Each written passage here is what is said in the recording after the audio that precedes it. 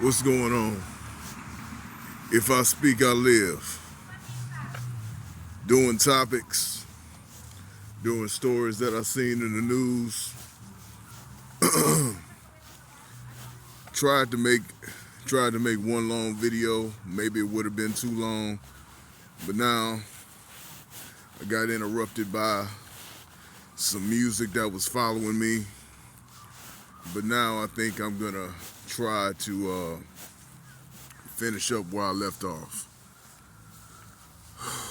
Okay, Dave Chappelle going to the Riyadh Comedy Festival.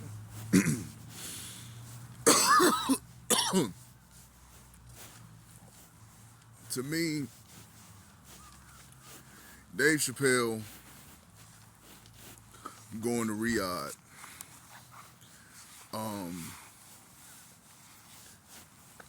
and the outrage surrounding him going to Riyadh has to do with how people. Give me a second. If you hear me doing all this coughing and hacking and spitting and stuff, it's because I got acid reflux. I'm a very, very poor man that doesn't control what he eats. I'm on welfare, so give me a break. Anyway, back to what I was saying. Dave Chappelle in Riyadh and why people are mad has to do with the perceptions that they place onto Dave more so than anything that Dave has ever said about himself. Dave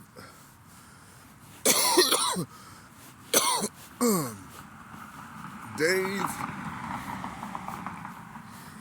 is and has always been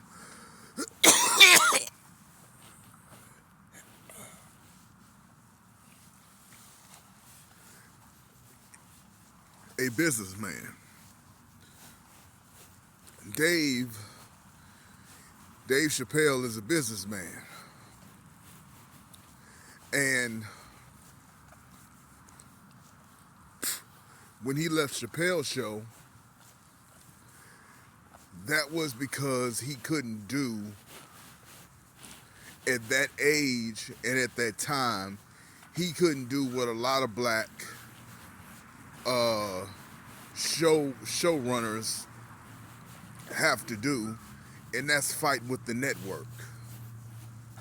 Like John Amos in his time, he fought with Norman Lear.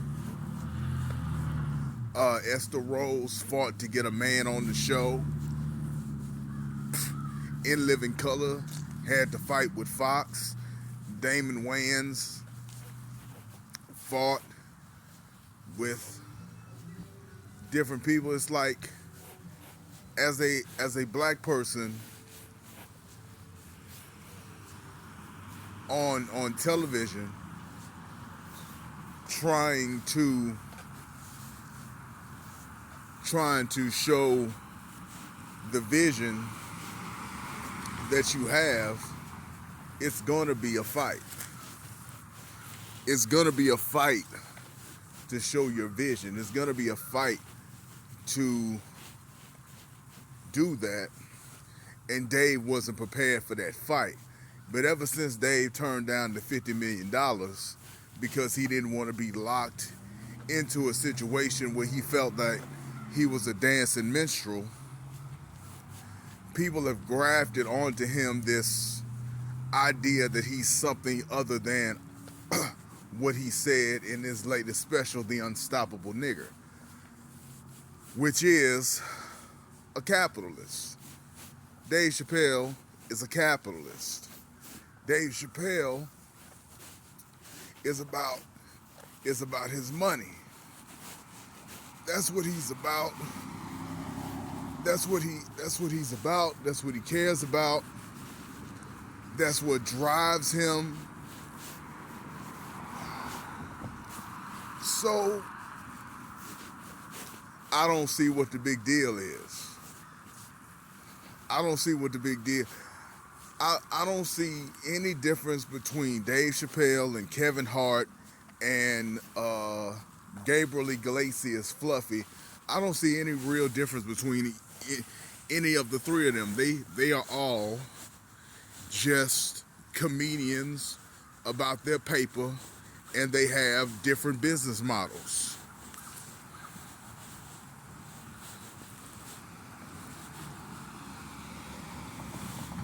Like, okay, let me move on to another comedian that I watched a bunch of his stuff. Well, I think I watched 3 separate interviews with this guy. The comedian Godfrey.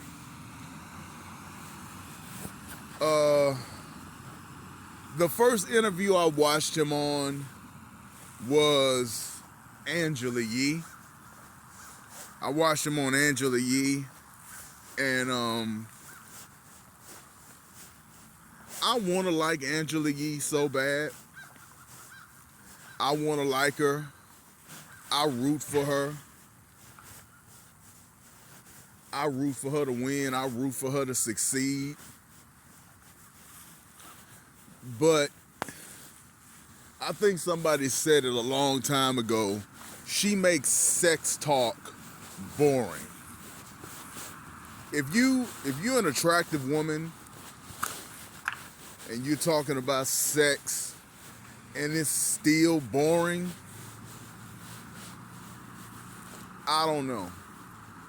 Something's got to give. Something has to change about that situation. But she's too old in this game. She's been in it too long to have a massive improvement in skill. So I don't know what can be done about that. But saw Godfrey on that podcast. Then I saw him on another podcast with 2 guys that had heart surgery.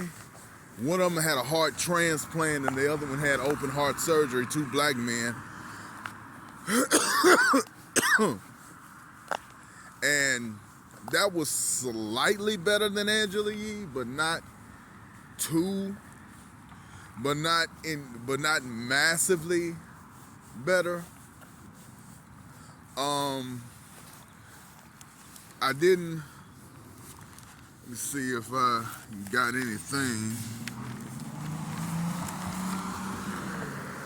from either of those.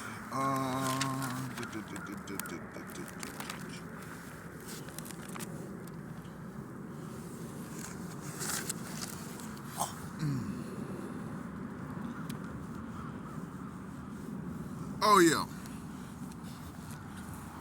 Godfrey was talking about Nick Cannon apologizing to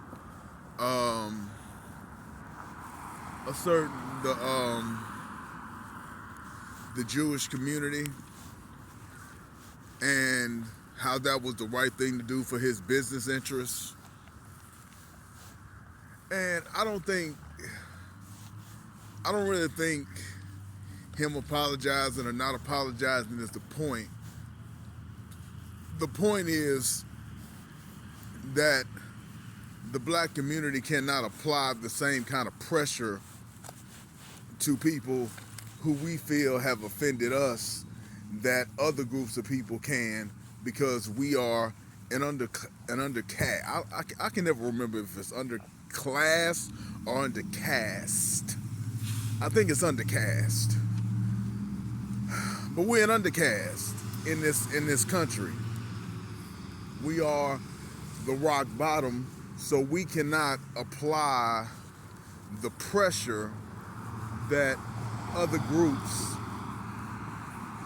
can apply to us or we cannot defend ourselves against pressure even when we feel that we're in the right. And I don't necessarily feel that Nick Cannon was in the right in that situation.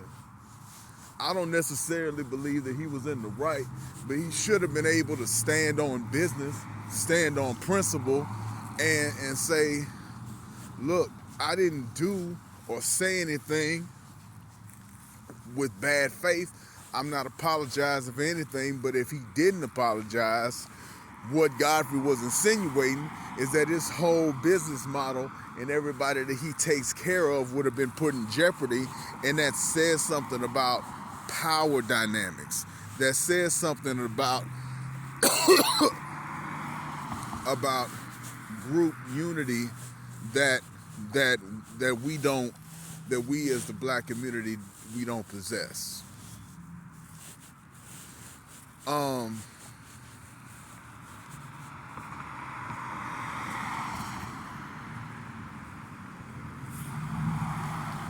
Godfrey talks a little bit about eating boringly, that healthy eating can be boring.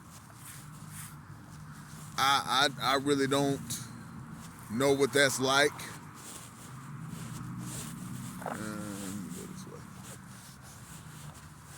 He said that healthy eating can be boring. And I feel that, if you eat healthy, it probably is boring. It probably is same old all the time, or most of the time. But he says he eats a little junk food, but for the most part, he just eats his boring food, and he looks how he looks in his older years as being almost 60 years old.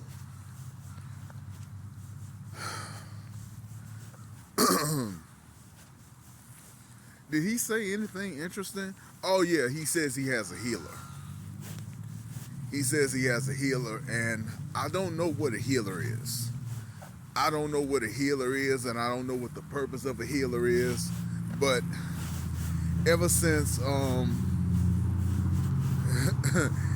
that kind of brings me back to Dave Chappelle and Dr. Sebi.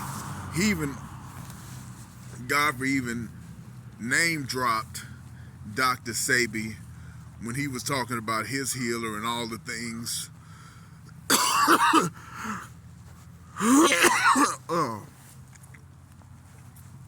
and all the things that he can heal.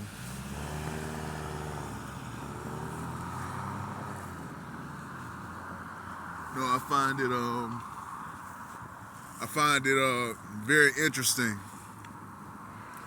when people talk about stuff like healers and things of that nature.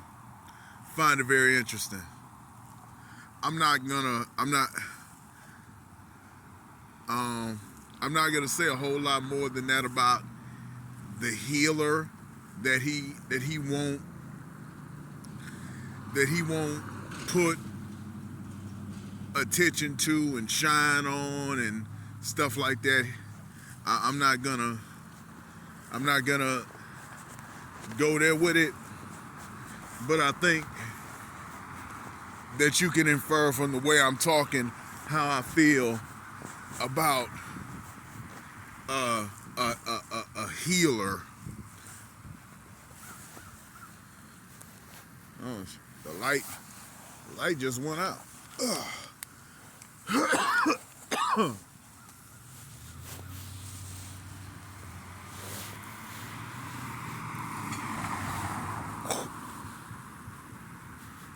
Oh yeah, but I did learn something. In one of those Godfrey interviews. I believe it's the one he did with Willie D, which I think is the last one I checked out. In the interview that Godfrey did with Willie D, he mentioned that David Bowie went on MTV and challenged the interviewer about why there weren't any black people on the station. he challenged the interview about why there weren't any black folks on the station. And I have to say that even though I've heard the name David Bowie, I never really knew too much about him. But him doing that kind of opened the door, kind of cracked open the door for black people to be on MTV. So kudos to David Bowie for standing up for black people specifically. Even though the video I watched said minorities, he asked black people. He didn't say, why aren't there any minorities? He said, why aren't there any black people on MTV? So much respect for David Bowie doing that in the early 80s, before I was born, to get black people some representation on a network that was freezing them out.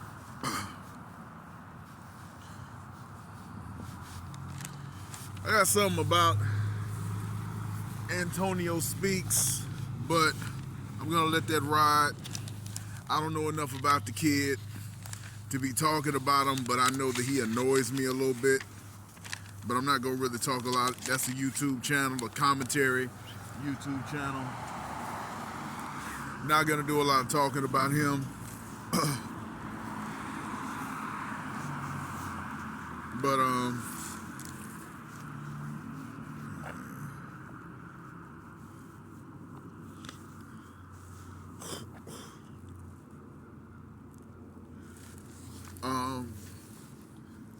lot of these conservatives are saying that Renee Good deserved to lose her life, that Renee Good deserved to lose her life because she disobeyed the officer, or she was threatening the officer's life. And I don't have an opinion on that yet, but I'm gonna think about the situation and come back with something. I'm gonna think about that situation because I believe it has something to do with, white folks are gonna have to feel the oppression before things are really gonna change in a significant way. Before things are gonna change. Oh, this shit looks suspicious as hell.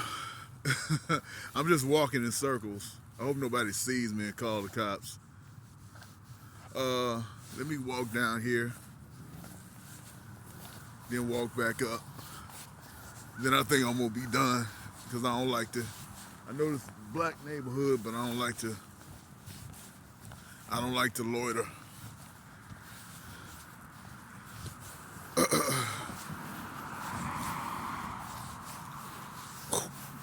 Anyway,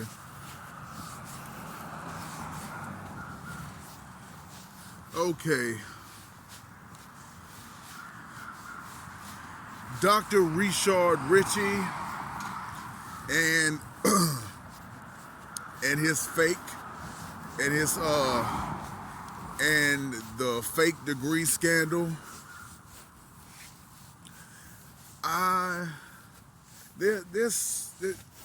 There's just so much scamming in the black community because that we're undercast, that we are on the bottom.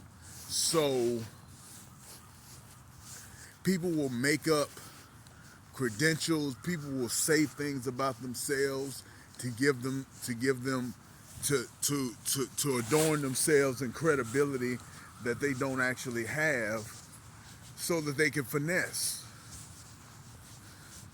There's just so much finessing going on in the black community. There's just so much finessing going on. And it's just not gonna stop until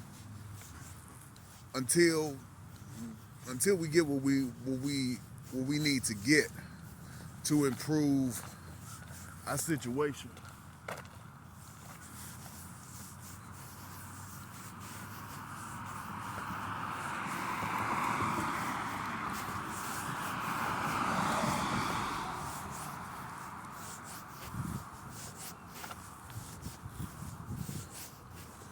I don't know what direction I'm going in.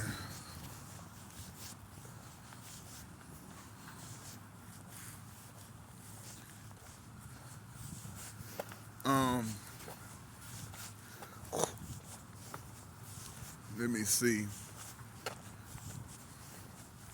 It's getting dark, it's getting late. Let me talk about one or two more things I got on this thing before I wrap it up.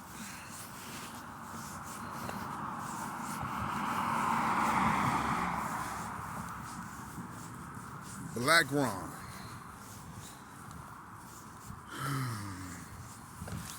Now, Black Ron was talking about Sexy Red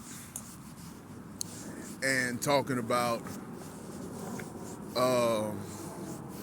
ratchet things being sold to the black community, and his perspective was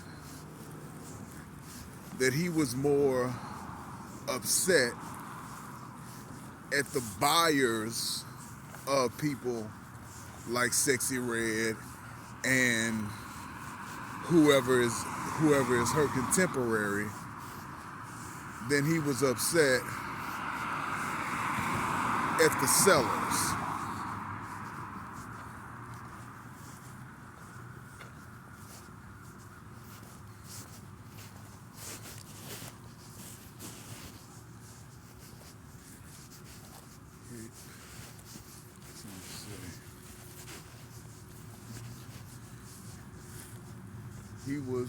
He was more upset. He was more upset at the people who buy than the people who sell. And in my opinion, to what Black Ron had to say was, well, it's the seller that has the power in the relationship of buyer and seller. A buyer buys usually because they either can't or it is a massive inconvenience to produce what the seller is selling.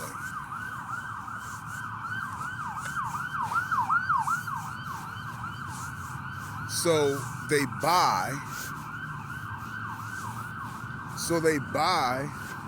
what they need to buy so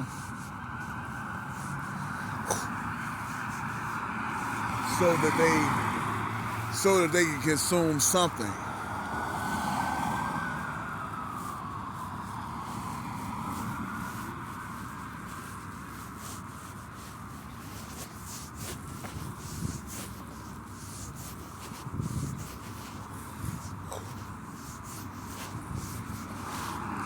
No.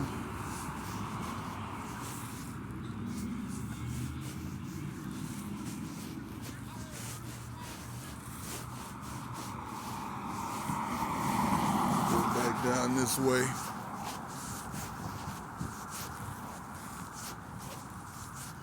But a buyer only has so much power, but a buyer can buy according to how much they can afford to buy, but a seller can sell to a wide range of people. A seller can sell, like, there's a market for a lot of things. There's a market for many different things. There's a market for ratchet music. There's a market for ghetto music. There's a market for disgusting, stank content. But there's also a market for conscious content. There's also a market for uplifting content. There's also a market for revolutionary content, but that's not being sold by the mainstream. So I disagree with his assessment that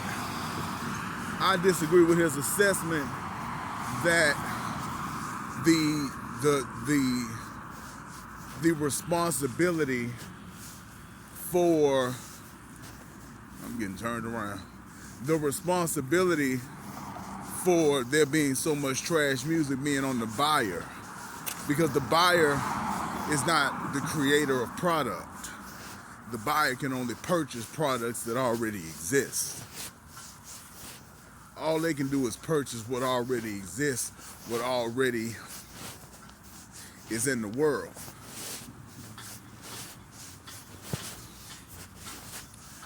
But one thing I didn't like about that Black Ron interview is that he called himself the Malcolm X of comedy. If he knows anything about Malcolm X, then he ought to know how ridiculous of a statement that is to come out of his mouth. Because Malcolm X made a point of saying that the black community is the only community that has entertainers speaking on our behalf, when it really should be somebody else speaking, when it really should be somebody else talking to deliver a certain type of message.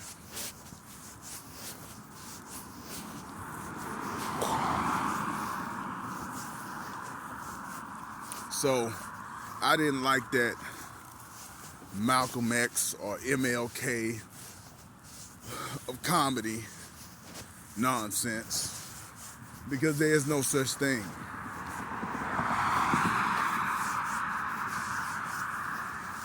You want to be Malcolm X, then you got to put down the jokes and get on the front lines.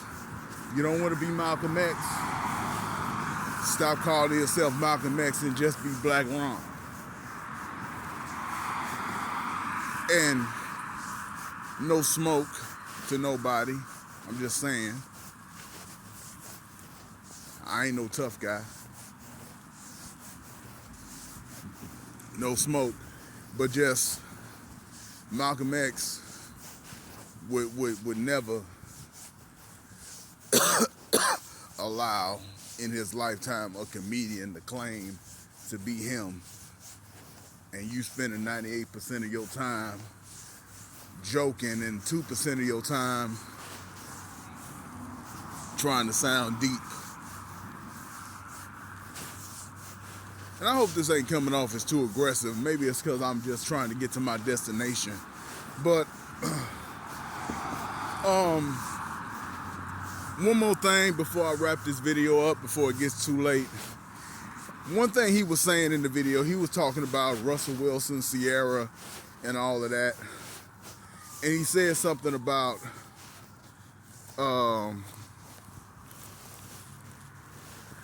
he said something about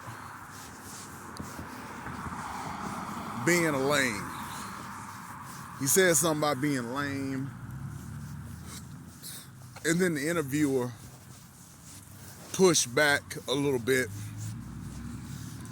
And he kind of said that you should want to be lame or you should want to be square or whatever. And that just makes me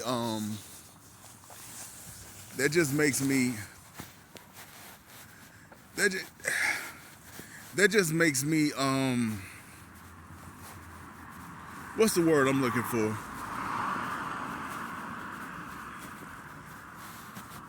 That just makes me ask, what is it that you're trying to do? What is it that you're trying to do? What is it that you want? Because if you say you want people to behave like a Russell Wilson but you call them lame. You say he's a lame. Then to me that's you trying to exercise some superiority over him. That's you trying to exercise some superiority over Russell Wilson. That's you trying to criticize him and what he does and how he lives his life.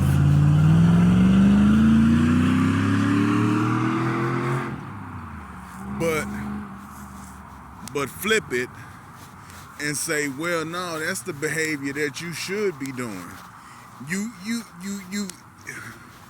You cannot get people to behave in a particular way and speak derisively of that behavior. You cannot put down a certain behavior. You cannot malign a certain behavior and then expect people to engage in the behavior that you're maligning, that you're criticizing. You want black men to be intelligent, but you call them nerds. You want men to get with good women who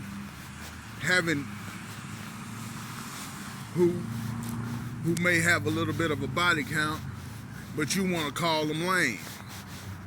But you want the behavior you want that kind of behavior. You, Black Ron, is asking for people to behave like a Russell, but you're not making it seem attractive. You're not giving the language that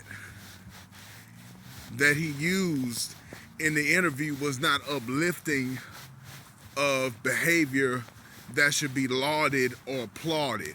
It wasn't congratulatory or celebratory of the behavior that he was trying to get people to engage in. So I feel like that is a flaw. That is a flaw when you're asking people to behave in a particular way, but you talk down on that behavior at the same time. Oh, you should be a little old nerd. You should be a weirdo. You should be a lame. But I'm not lame. You know, I'm a street dude. I'm this and I'm that. I'm a player. What P. Diddy did was pimp shit.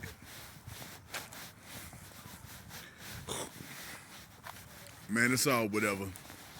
It's all relative. But it's getting late.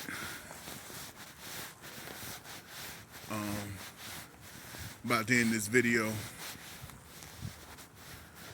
Appreciate anybody that watches. I'm building this channel up. If I speak, I live.